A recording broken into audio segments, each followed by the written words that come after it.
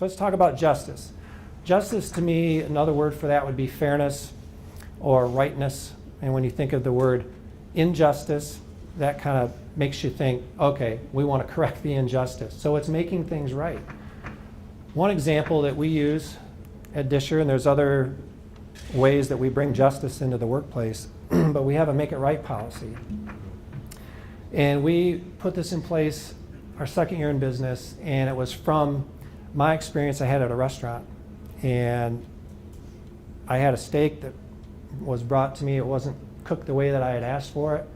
And the restaurant followed these steps. Maybe didn't even know they were following these steps, but they did. And I went home. I said to my wife, Kathy, I said, we got to bring that to work. We got to do that at work because I believe it works really, really well. And so this is our Make It Right policy, and it's got 3 steps and sometimes a 4th one.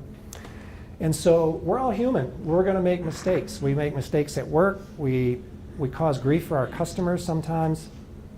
And when we do, we follow these 3 steps. And the first one is you have to apologize in person for your mistake. You have to own your mistake. And in the business world, that rarely happens. People are trying to dodge the blame, spread the blame out, not take the blame. But when you accept your mistake, you own it, and you go to the person, maybe it's a teammate, maybe it's a customer, and you go to them and you say, I'm sorry, we made a mistake, our fault.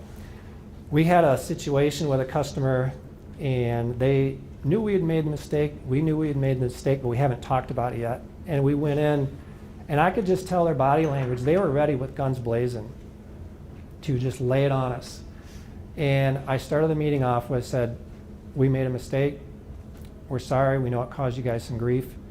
And we went through that first step and just owned it. And you could just see the diffuse of their energy, and they're ready to blaze just dropped. And it changed the whole tone of the meeting, and we were able to then talk about the solution and moving forward versus getting on our case and us being defensive. So that, I think, is the very first step you have to take when you make a mistake with your clients or your customers or anyone in your organization.